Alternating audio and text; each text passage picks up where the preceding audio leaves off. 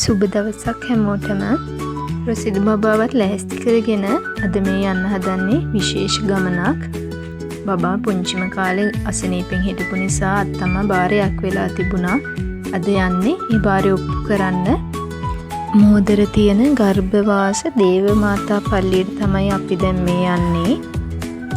ඒ පල්ලිය ගොඩාක් ලොකු පල්ලියක් නෙමේ. නමුත් ඒක ගොඩක් ප්‍රසිද්ධ පල්ලියක්. සාමාන්‍යයෙන් දරුවෙක් බලාපොරොත්තු වෙලා ඉන්න ගොඩ දෙනෙක් ඒකට ගිහිල්ලා බාර වෙනවා දරුවෙක් ලබා ගන්න.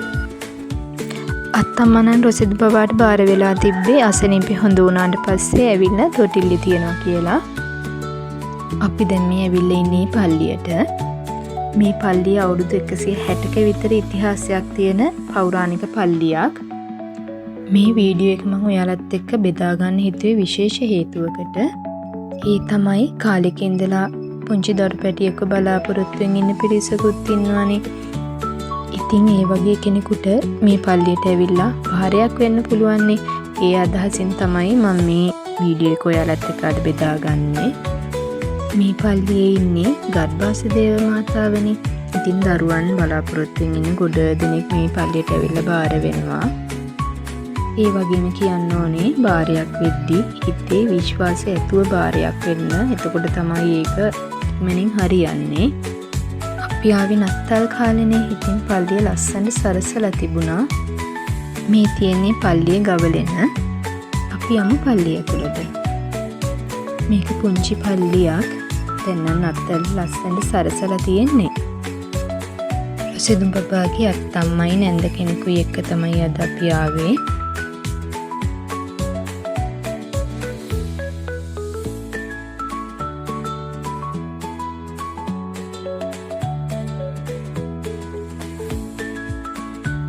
රොසිදු බබා මේ ඉන්නේ නැන්දගේ අතේ. එයා හොඳට වටපිට බල බල ඉන්නවා. මොකද මේ තැන අලුත් නේ යාට.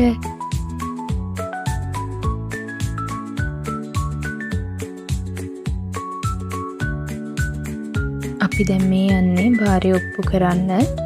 අපි බාර උනේ තොටිල්ලේ තියන්නනේ. ලෙඩ හොඳ වුණාට පස්සේ ඇවිල්ලා අපි යමු තොටිල්ලේ තියෙන තැනට.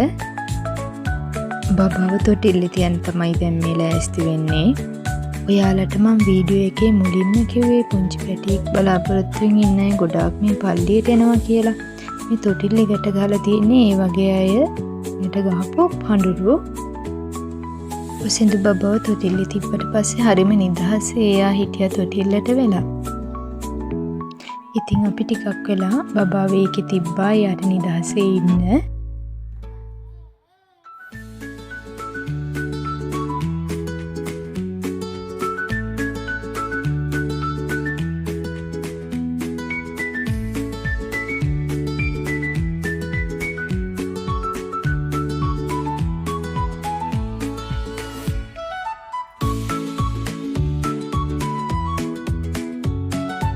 ඉතින් මේ විදිහට තමා උණ බාරය ඔප්පු කරේ අපි.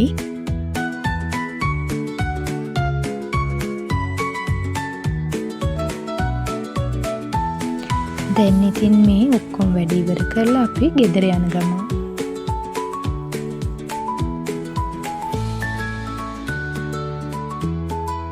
එහෙනම් තවත් අලුත් වීඩියෝ එකකින් ඉක්මනින්ම හමු වෙමු. ගිහින් එන්නම්. හැමෝටම සුබ දවසක්.